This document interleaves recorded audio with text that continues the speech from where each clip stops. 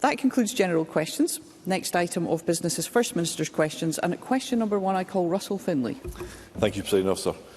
1 in 3 cancer patients in Scotland don't begin to receive treatment within the government's target time. I'm going to repeat that for the First Minister's benefit.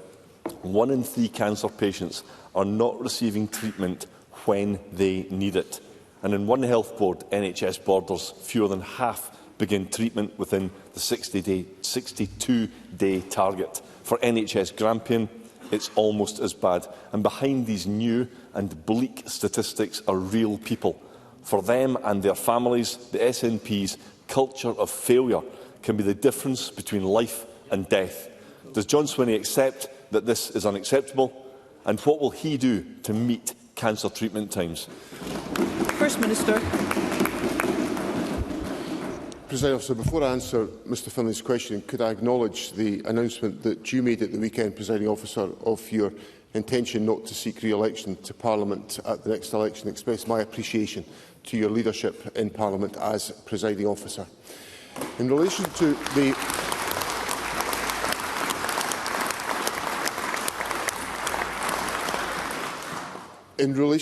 the issue on cancer waiting times, Mr Finlay raises a serious and important issue.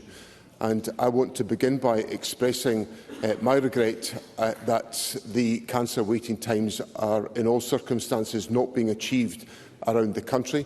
The 31-day target, which is the target for once an assessment has been made that treatment is required, that target of 95% is very closely met. It's 94.1%, but the 62-day target is the performance is not acceptable. And what the government is doing is focusing on improving the activities and the investment that is made in individual boards to ensure that performance can be improved. We are able to demonstrate, as the data does show, that in parts of the country the target is being met. It's been met in Lanarkshire, and the model of care in Lanarkshire of achieving both the 62-day and the 31-day target is meeting the standard. And what we are ensuring is that the learning from NHS Lanarkshire is being applied in other boards around the country to ensure that the performance is achieved. That is the approach the government is taking to ensure that the needs of patients are met and that we can move at the earliest possible opportunity to address any concerns about cancer within the population. Russell Finlay. I also echo the First Minister's sentiments and thank you for your service. He seems content that 1 in 14 health boards this target has been met. It's simply not good enough. The SNP government's flagship NHS recovery plan of 2021 is failing patients just as we warned that it would. Promises to reduce cancer treatment times keep being broken. Yet John Swinney will never criticise Humza Yousaf and Nicola Sturgeon's plan. At least his Public Health Minister has come clean about the price of SNP failure. Asked if lives are being lost because of late cancer diagnosis, she said, yes, they may well be.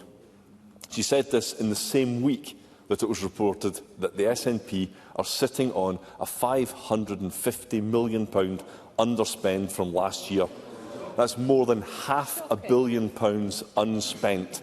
So will John Swinney increase cancer spending and use some of that unspent money to launch an emergency cancer fund? First Minister. Presiding Officer, within the statistics, I think 2 important observations have to be made in addition to what I've already said to Mr Finlay. First of all, we are treating more patients with cancer on time within both standards compared to the same quarter 6 years ago, pre-pandemic, on both the 31-day standard and the 62-day standard. So our services are treating and interacting with more people than they were pre-COVID, which is a demonstration of the increases in capacity that we have in place. The second point to make is that in relation to the 31-day target, the median wait, that is the point at which, the midpoint in which more people are being treated, or the point at which people are being treated, is 3 days. 3 days.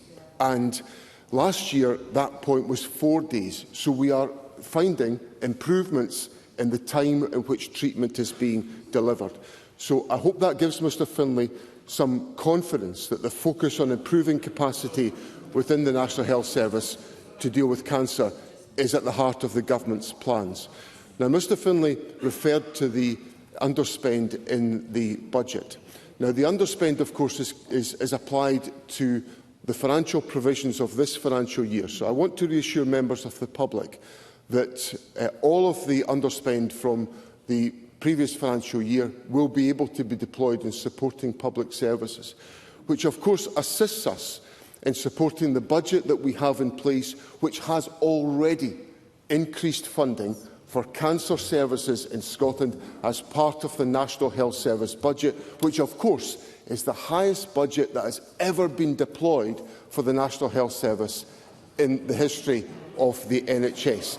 And the Government attached the priority to this important investment in putting forward the budget that has seen a record financial settlement in place for the National Health Service. Russell Finlay. John Swinney seems to be patting himself on the back, which will be absolutely no consolation to all those people waiting for treatment.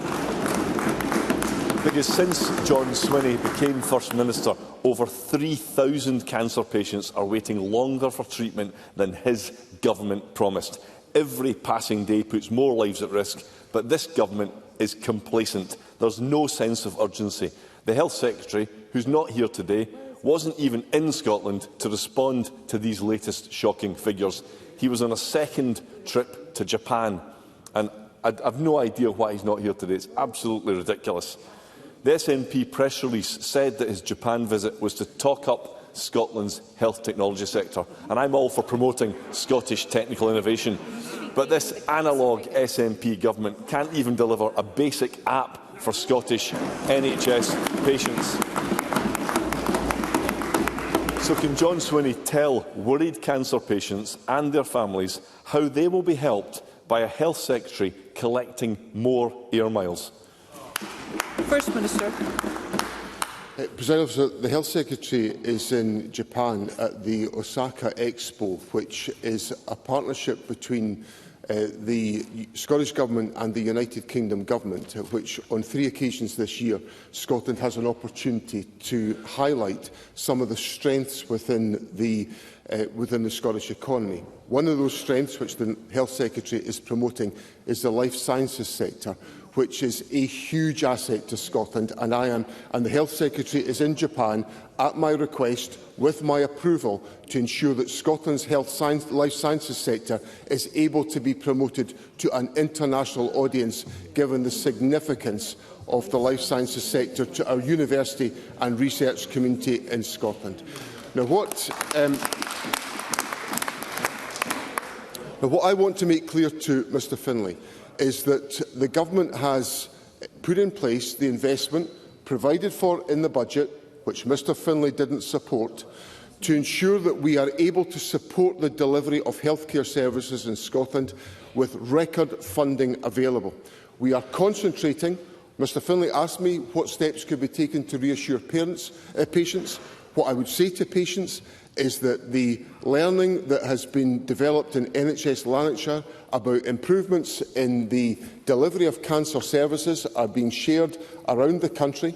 The rapid cancer diagnostic services, which are also in place in a variety of other health boards in the country, have seen significant reductions in waiting times as a consequence in different parts of the country, and all of these measures will be deployed to ensure that cancer care is delivered where people need it within our country.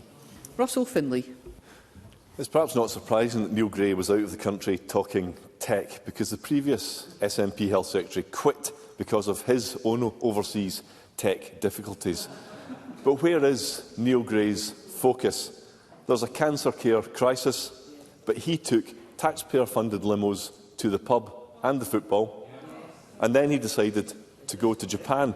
And it says everything that John Swinney's happy to admit he sent him there. This is more than a couple of bad calls. It's a fundamental issue about his focus and professional judgment. If Neil Gray really thinks his time is better spent in Japan than in Scotland during an NHS crisis, then he shouldn't be Health Secretary. What has the Health Secretary done to give John Swinney any confidence that he can bring down cancer waiting times? First Minister. Mr Finlay started his questions raising very serious issues about the delivery of cancer care in Scotland. And I am determined to engage on those issues because those are issues that I recognise to be of genuine concern to members of the public. I want to assure Parliament that the focus of the First Minister, the Health Secretary and the Government is on improving waiting times. That's what we were elected to deliver, and that's what we are taking the steps to ensure is the case. It's why we put the investment in place which Mr Finlay didn't support. It's why we have the focused discussions with health boards about improving performance, about learning the lessons from areas of the country that are performing well so that we can improve standards in other parts of the country. This government is absolutely focused on reducing waiting times for cancer and other conditions, and that will remain the focus of my government. Thank you. Question number 2, Anna Sarwar. President Officer, can I start by joining others in thanking you for your service and wishing you all the best for whatever comes next, although I fully expect over the next 10 months you'll continue to hold us to proper decorum in the Parliament and tell us off from time to time in that period too. President Officer, just this week, house building at its lowest level since 2012. Sexual violence and domestic abuse rising. Delayed discharge at a record high. Almost 1 in 3 Scots forced to go private to get health care, and cancer waiting times the worst on record. Has the guy that claimed to steady the ship now become the captain of the Titanic? First Minister. President Officer, Mr Sarwar raises a number of important issues, and let me just go through a number of those. On housing, the Government, of course, has put in place a budget provision for this year which has seen a significant increase in housing investment, which will assist us in the affordable housing plans, building on the fact that in Scotland we've built 47% more affordable houses per head of population than in England, and 73% more than in Labour-run Wales. So that will help us. And of course, that's in a budget that Mr Sarwar never voted for. On the issues in relation to delayed discharge, 97% of patients are discharged from hospital without any delay whatsoever, and delayed discharge is falling.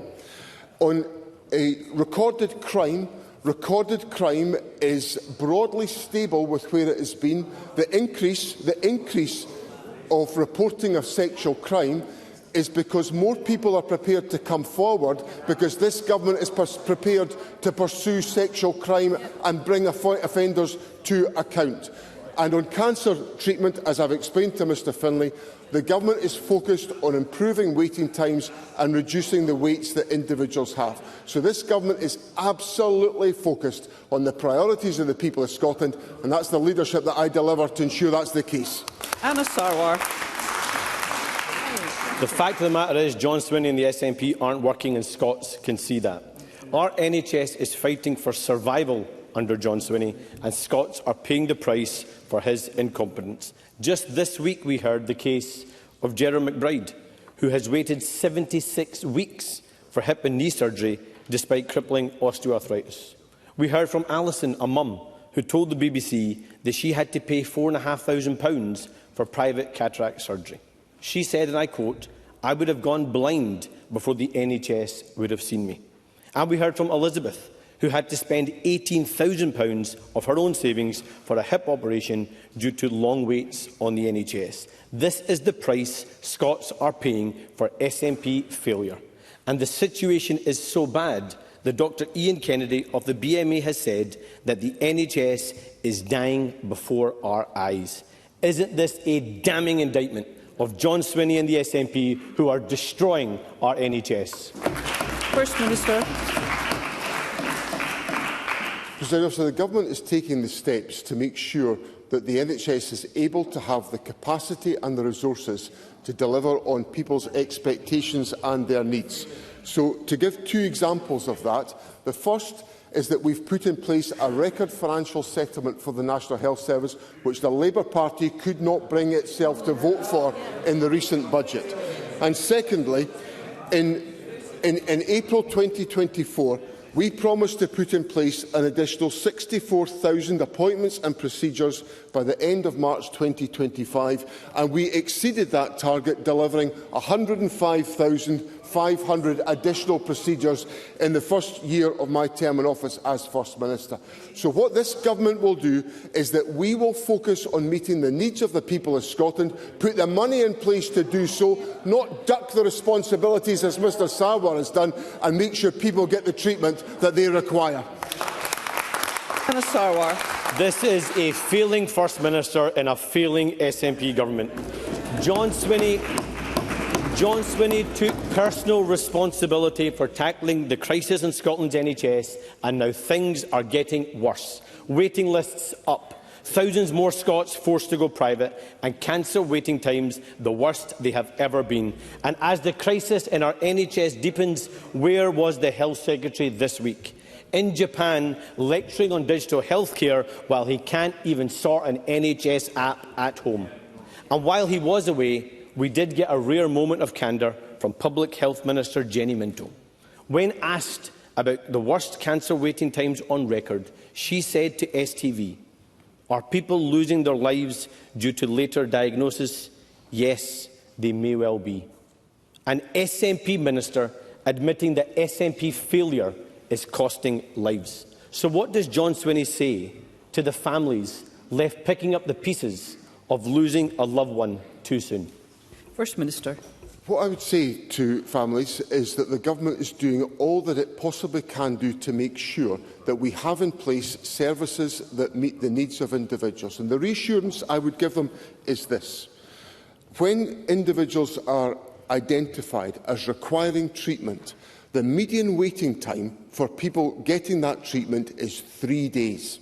That means that the majority of patients are getting the urgent intervention within a matter of 3 days after their assessment. That is what the Scottish Government is doing. Now, I accept that on the 62-day target, we have not got the performance around the country that we require to have. But we know from individual parts of the country that those services can be delivered. And what the Health Secretary and I are focused on doing is making sure that in every single part of the country, people can rely on the National Health Service being there when they require it. That's the commitment I give to Parliament, and that's what we're focused on delivering. Question number 3, Alex Cole-Hamilton. Thank you, Presiding Officer. And Presiding Officer, on behalf of the Scottish Liberal Democrats, can I thank you for your service to this Parliament as an MSP and as Presiding Officer, and particularly your commitment to the integrity and values of this chamber. We wish you well. Presiding Officer, I've listened to what the First Minister's had to say about cancer, digging into the statistics of one health board, but when it comes down to this, when cancer is coming for you, you deserve to know that you have the best possible chance at survival. But under this SNP government, that just isn't happening. Even if you haven't had cancer, you will know somebody who has. But now, patients referred with an urgent suspicion of cancer, treatment times for them are worse than at any point on record. When this potentially lethal disease turns your world upside down, the last thing you need is a long wait for life-saving care. So can I ask the First Minister, don't these people deserve better? First Minister. As I hope I've demonstrated in my handling of the questions today, I take this issue and the delivery of cancer care incredibly seriously. So I don't in any way dispute the points that Mr Cole-Hamilton puts to me. But what I do want to provide is, and Mr Cole-Hamilton posed this question to me in a particular way about when people have a cancer diagnosis, they need to know they will get the urgent intervention. And the reassurance that I will give Mr Cole-Hamilton, and I know it's statistics, but it matters, is that the median wait, once a diagnosis is given, is 3 days.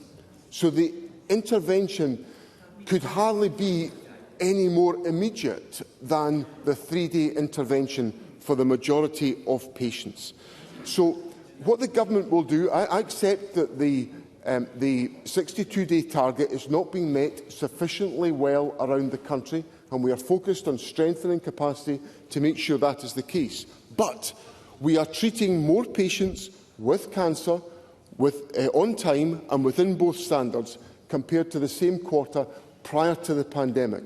And the pandemic has disrupted healthcare, but we are on cancer care treating more patients with cancer on time within both standards. And I hope that gives some reassurance to Mr Cole-Hamilton about the steps the Government is taking. Alex Cole-Hamilton. Presiding officer, it is the delay in diagnosis that we're talking about here, and his reassurance will come as cold comfort to everyone waiting for the post this morning in want of an appointment for diagnosis. His regret won't save lives. In Scotland, more people die of lung cancer than any other form of the disease. It kills 4,000 Scots every year. If you come from a poorer background, your chances are far worse. 3 years ago, the UK National Screening Committee recommended the whole of the United Kingdom introduce lung cancer screening to help prevent it or to catch it early. It would be targeted at those who are at the highest risk, people aged between 55 and 74 who smoke or who used to smoke. And experts have called it a game changer. Presiding officer, survival rates for lung cancer in Scotland aren't much better than they were in the 1970s. This intervention could save hundreds of lives every year. This cancer screening programme is being rolled out across the whole of England, but not here. Why not? Why are we years behind? Why are we so slow? Why are Scots missing out on this life-saving detection service? First Minister. President Officer, I will look with care at the points that Mr Cole-Hamilton has put to me. But of course, we have a track record in Scotland of screening programmes that are formidable and significant in the effect that they have. Particularly the Bills screening programme is one example of those provisions that we have in place. The Government, as I set out in my speech on health service issues in January, and again in my speech on public service reform just last week, the Government is shifting the focus ever more to early intervention and prevention to ensure that we identify conditions that can deliver better outcomes if identified at an earlier stage, and that will be the focus of the Government's policy approach on this question. Question number 4, Joe Fitzpatrick. Thank you, Presiding Officer. To ask the First Minister what the Scottish Government's response is to the Sarcoma UK report, unique amongst cancers. First Minister. President, as I've already recognised, I fully recognise the challenges we continue to face in cancer care. However, this report highlights that specialist cancer care in Scotland is of a high standard. I am committed to ensuring that everyone affected by cancer, including those with rarer forms like sarcoma, receive timely, equitable and compassionate care. We will publish our refreshed Scottish referral guidelines for suspected cancer, including for sarcoma and bone cancer this summer, to ensure that patients are on the right pathways at the right time. The Scottish Government will continue to work to identify where improvements can and must be made. Joe Fitzpatrick. Minister for his answer, and I'm sure that he agrees that while sarcoma is a rare form of cancer, every person affected deserves timely diagnosis, access to specialist care and the best possible treatment of support. Can the First Minister provide an update on the work the Scottish Government is undertaking already to ensure that this can happen, and will he ensure his Government engages with Sarcoma UK on the 16 recommendations in their report? Minister. I certainly give that commitment for engagement in relation to the recommendations in the report.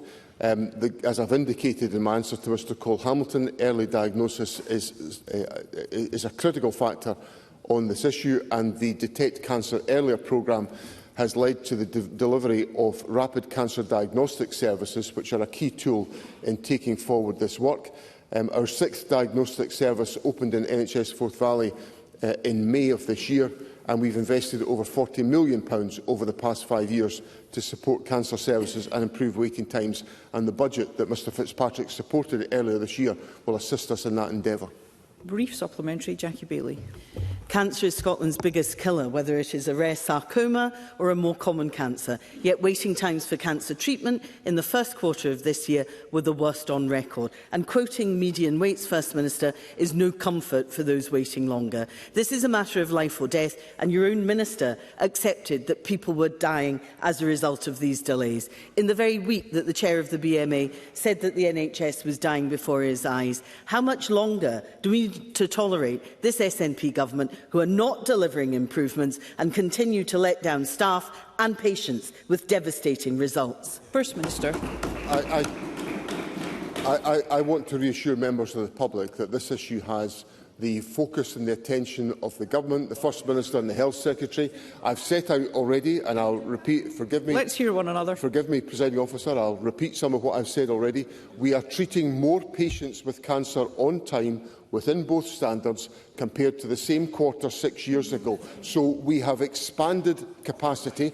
We recognise there are challenges in waiting times, but the Government has put the investment in place to enable that to be the case. We can see where the best practice operates within the country, and the Health Secretary and I are working to ensure that that is deployed in all parts of the country. Thank you. We have extremely high interesting questions today, so if we can be concise, that will enable more members an opportunity. I call Tim Eagle at question number 5. Thank you, Presiding Officer. To ask the First Minister what the Scottish Government's response is to reports that several local authorities are delaying the introduction of the visitor levy. First Minister. Presiding Officer, the Visitor Levy Scotland Act 2024 gives councils the discretionary power to apply a local visitor levy if they think it is right for their area. If, after they have consulted local businesses, communities and tourism organisations, a local authority does not consider that timing or circumstances are right to introduce a levy, then it is entirely appropriate for them to make that decision. That is what the Highlands and Western Isles councils have done. They have assessed the appropriateness of introducing such a measure and decided not to proceed currently, while the City of Edinburgh and the City of Glasgow councils are proceeding with their proposals. That is local democracy in action. Tim Eagle. Presiding Officer, there is no political disaster like an SNP disaster. Not content with an Island Act that doesn't work, ferries that can barely get out the docks, the visitor levy is causing a crisis amongst already vulnerable rural businesses. You can mutter away, but it's true. Orkney, Shetland and Western Isles Council have all delayed the introduction of a visitor levy, with the latter Let's hear saying one another. they don't want to hear it. With the latter saying it could risk its visitor economy, destroying tourism in Scotland. Meanwhile, South Ayrshire Council has abandoned its plans altogether. Over 750 small businesses in my region signed an open letter to the Deputy First Minister calling for changes to make the levy fairer. Has the First Minister reflected on the concerns from businesses, and will he at least agree today to the industry ask to move to a flat rate charge? First Minister. Presiding Officer, I've heard from the Conservative Party over many years the need to ensure that there is local decision-making capability in different parts of the country. And that's exactly what the Government and what Parliament has legislated for. We have legislated to enable local authorities to take a decision after consultation if they judge that to be right. Now, the Conservatives have got to decide what they believe in. Do they believe in local democracy or not? Every time they spend most of their time accusing us of centralisation. When we give local authorities the decision-making power, they complain about that as well. The Conservatives haven't got a clue what they're arguing for in this Parliament. Brief supplementary, Alistair Allen. The inclusion in the Government's recent consultation on a cruise ship levy included the option of a port of entry model, which has been welcomed by the tourist sector in the islands. So can the First Minister confirm that the Government will give consideration to the views that they expressed about this as a potential model for island areas? First Minister. So we've consulted widely on a proposed cruise ship levy, as we promised that we would do. The responses are currently being analysed, and all views will be considered as we make decisions on next steps in relation to this area of policy. Question number 6, Marie McNair. To ask the First Minister what assessment the Scottish Government has made of the latest Office of National Statistics inflation statistics and any implications for its work to support low-income households. First Minister. Presiding Officer, the latest official inflation figures show annual CPI inflation was 3.4% in May. This is above the Bank of England's 2% target, but official forecasters expect inflation to fall later this year and return close to target in 2026. We are acutely aware of pressure on household budgets across Scotland, which is why in 2025-26 we continue to allocate over £3 billion a year to policies that tackle poverty and the cost of living, including mitigating the impact of the harshest Westminster policies like the bedroom tax and the benefit cap. Marie McNair. The First Minister for the answer. With the main rate of inflation at the highest rate for more than a year, food prices growing for a third month increased national insurance contributions and planned welfare cuts. The cost of living crisis fuelled by Labour's obsession with austerity is unfortunately still hurting families. And does the First Minister agree with me that, given the current Labour fiasco on welfare policy, it's increasingly clear that only the SNP Scottish Government are serious about tackling poverty and giving vital and compassionate support to families with children and disabled people in Scotland? First Minister. Presiding Officer, the Scottish Government has taken a number of measures to address the cost of living challenges that members of the public face, whether that's about ensuring that we have the investment, for example, in early learning and childcare, which saves families thousands of pounds in childcare costs, or whether that's the investment in the Scottish Child Payment, which boosts household income for those in poverty, or the steps that we in the Scottish Government are taking to lift the two-child limit, a cap that should have been lifted as one of the first acts of the United Kingdom Labour Government. So we will always take actions to support families who are facing financial hardship and difficulty. But of course we face a new threat, which is the benefit cuts agenda of the United Kingdom Labour Government. And at a time when many Labour MPs are now saying that these cuts are unacceptable, isn't it just telling that Anas Sarwar is supporting the Prime Minister in implementing the benefit cuts? It demonstrates that Anas Sarwar won't be standing up for Scotland anytime soon. Thank you. We move to constituency and general supplementaries, and I call Edward Mountain. Thank you very much, Presiding Officer. Highlanders have now lost yet another medical speciality from our area. Our last vascular surgeon has been forced to leave as the service has been so downgraded it's no longer functional or safe. His loss can be added to the loss of our only interventional radiologist in the region, as well as maternity services in Caithness. First Minister, these are critical losses, more critical to the Highlands than the inevitable loss to the SNP of the Inverness and Nairn seat in 2026. First Minister, your government is condoning and forcing Highlanders to get into cars and travel hundreds of miles when seriously ill for treatment. When, First Minister, will you put a stop to the destruction of our local health care in the Highlands, as it appears your Cabinet Secretary for Health is incapable of doing so? First Minister. There's a number of issues in Mr Mountain's question that I need to address, because there are a number of different factors at play.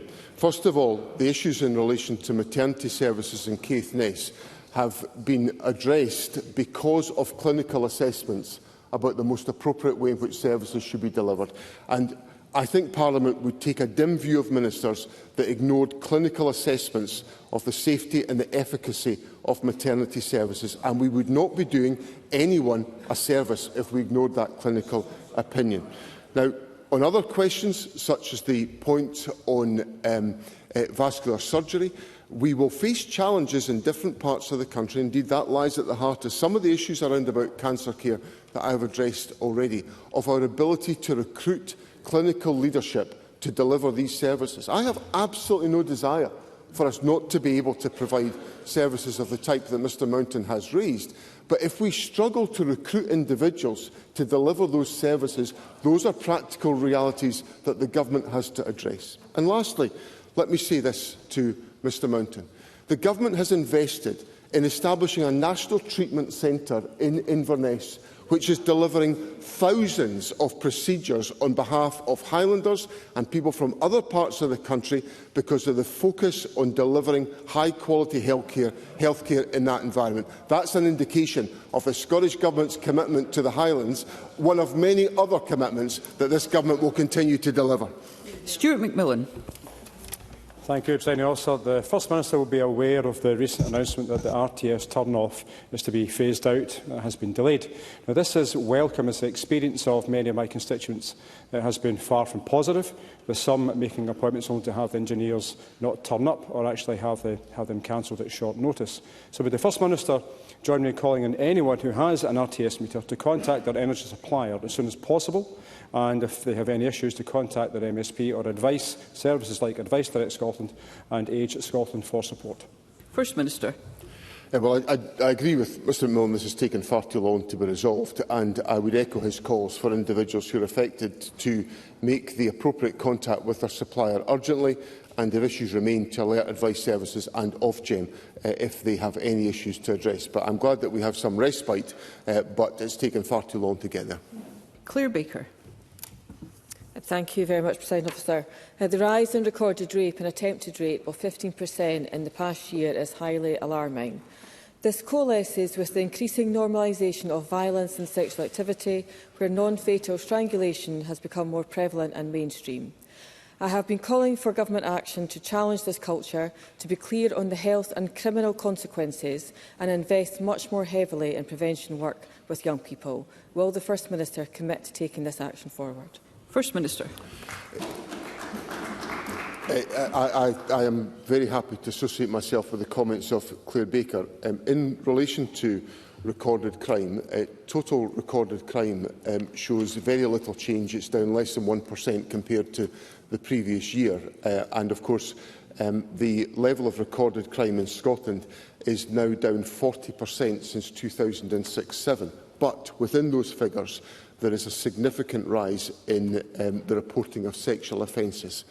I think what this is indicative of is a greater willingness of victims to come forward, and I welcome that and I encourage that. There is more historical reporting of individual cases, and I welcome that as well, so that these issues can be pursued.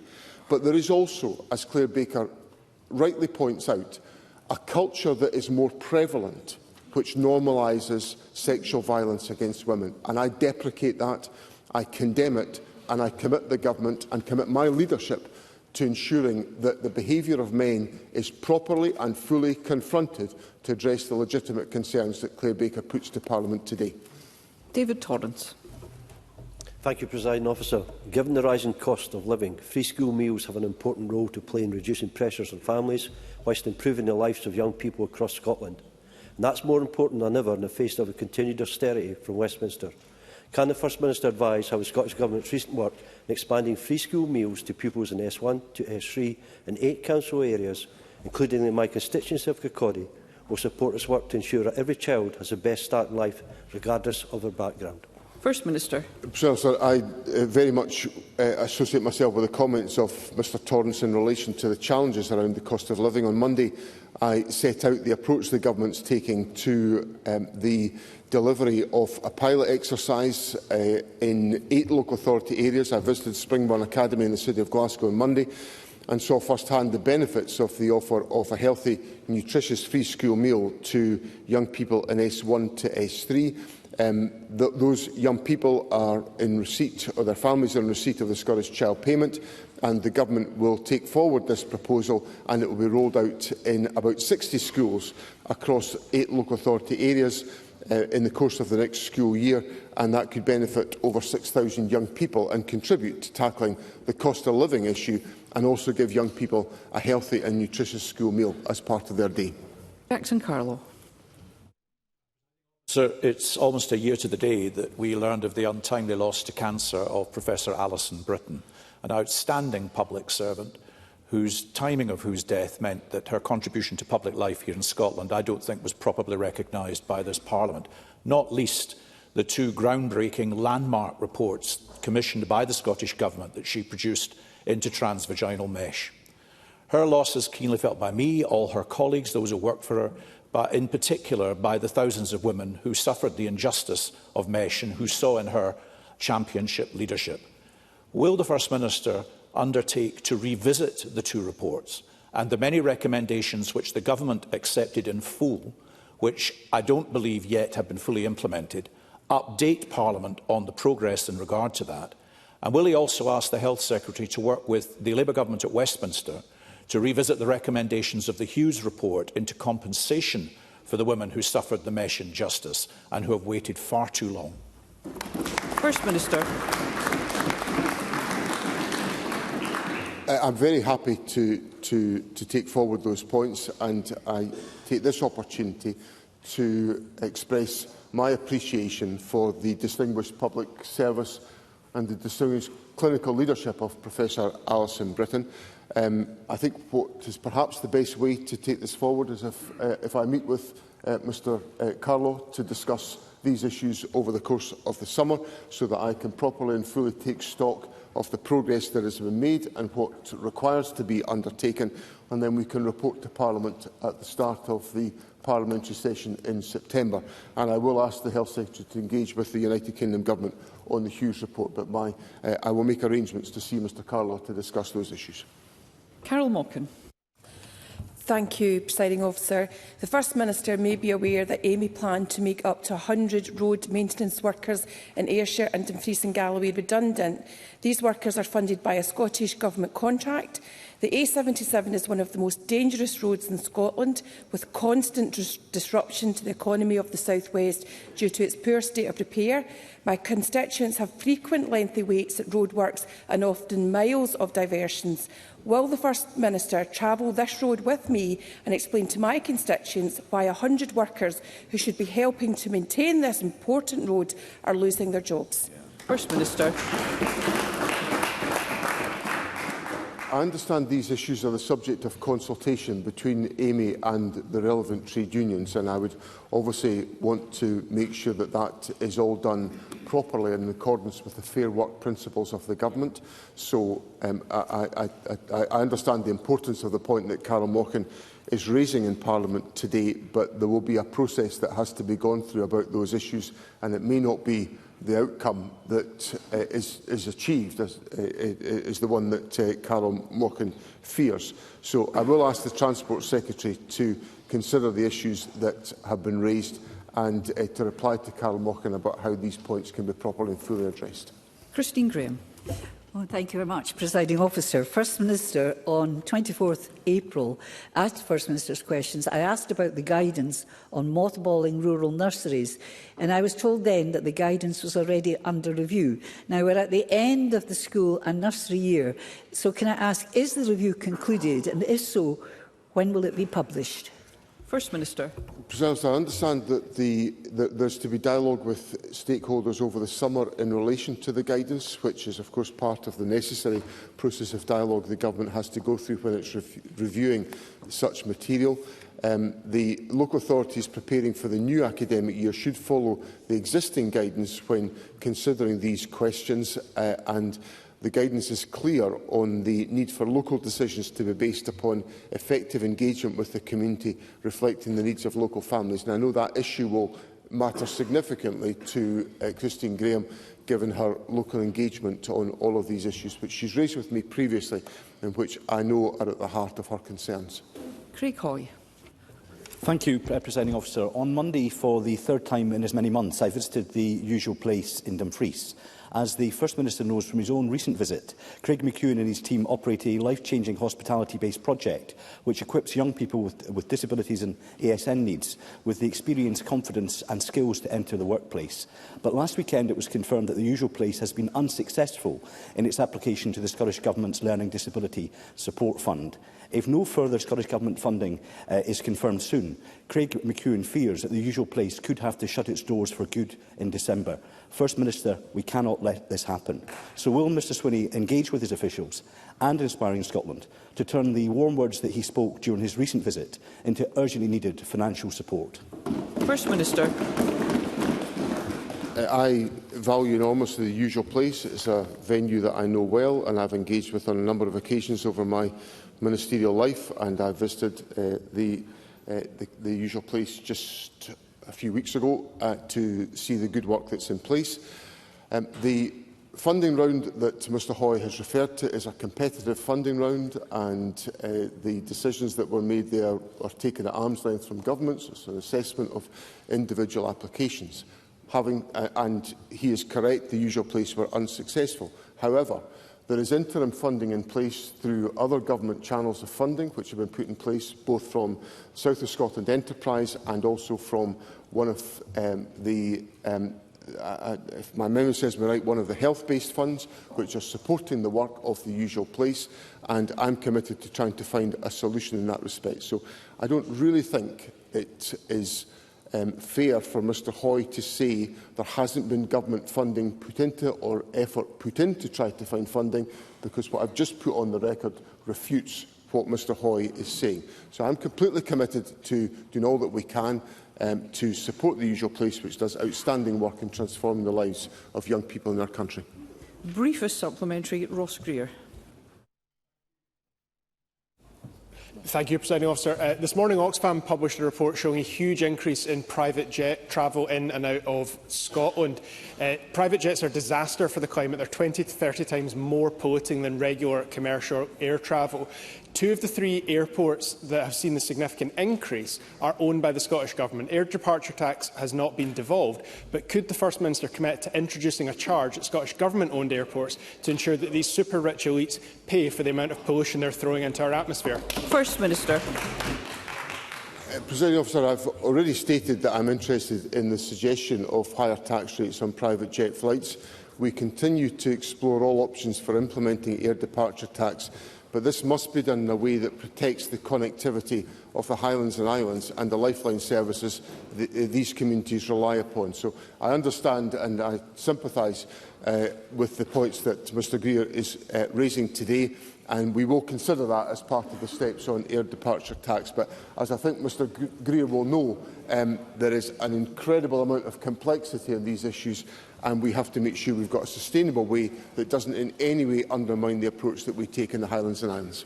Thank you. That concludes First Minister's questions. The next item of business is a member's business debate in the name of Douglas Ross, and there will now be a short suspension to allow those leaving the chamber and the gallery to do so.